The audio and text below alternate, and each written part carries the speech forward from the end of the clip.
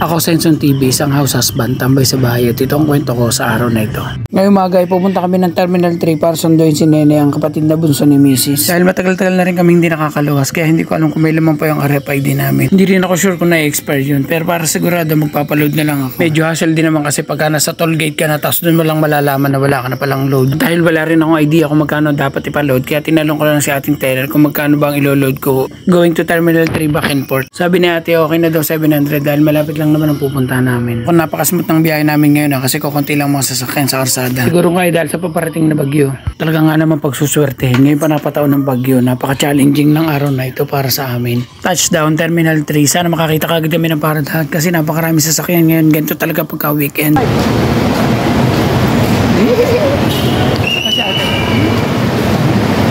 Uy, namiss ko ito parang kailan lang dahil wala pa si Nene at medyo nadali ng konti. Tamang laro lang ang mga batang makukulit. Ayan, takbo dito, takbo doon. After 10 years nga dumating na si Nene, nakalagay dito sa monitor ay arrival. Saka naman nakaisip maglaro itong akin si Ikatlog. Gusto niya babataas kami sa escalator, ginawa ng playground. Terminal 3. Tanong lang, ba't kaya tinanggal yung mga upuan dito? Bali, dalawang sasakyan nga pala kami dito. Doon sumakay si Nene kila tatay. Tapos sumunod na lang kami daw sa Mahuwa. Ay, inang! Sa totoo lang, hindi naman talaga ako bihasa mag-drive dito sa Manila. Tapos medyo naiilang pa ako, napakahirap kasi. Yung maligaw ka, tapos magkaroon ng konting aberya, wag naman sana. Tapos gumamit na nga kami ng Google Map. Ang problema dito, nawawala naman ng signal. Talaga naman. Aba, ay, ganito pala sa Manila. Pagkakadaming elaw. Grabe, oh, ang kukuti-kutita. Wow, ang ganda naman. Ate Kelly, what is that? Globe! Very good! Para sa mga first time nga pala napapark dito sa Mahuwa kagaya ko, pupunta ka lang sa booth na yun tapos bibigyan ka nila ng ticket tapos iwan mo yung susi, sila na ang bahala magpark tapos babalikan mo na lang bago ka umuwi. Tapos sabi hanggang 11:30 lang tapos 120 nga po pala ang bayad. Dito nga pala kami ngayon sa La Fiesta. Chibugan time!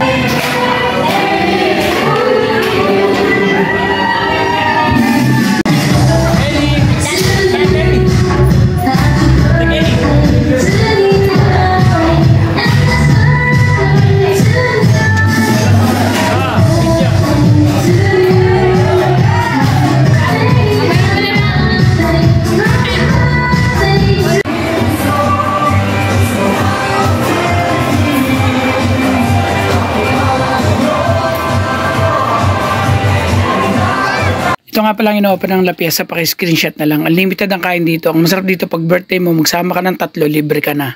Unlimited drinks sila at may live band ka pang mapapanood. Uwi ang time, talaga naman busog, apulta. Salamat Nene sa masarap na hapunan. Aba, mukhang lumayos na talaga ang bagyo. Tamang-tama, masarap ang uwi namin na rin. Chill-chill lang ang pagdadrive. Baka matagtag ay busog, alam na. Lahat ng bagay sa mundo ay napaka-unpredictable. Pati weather, pabago-bago na. Kanina lang, tila na ang ulan ngayon. Ang lakas na naman. Lurok pa eh. Sabi nga, pag may lungkot, may saya. Pag may problema, may solusyon. Kaya wag tayong makakalimot tumawag sa Ama dahil siya lang ang makakatulong sa atin. Ano ga?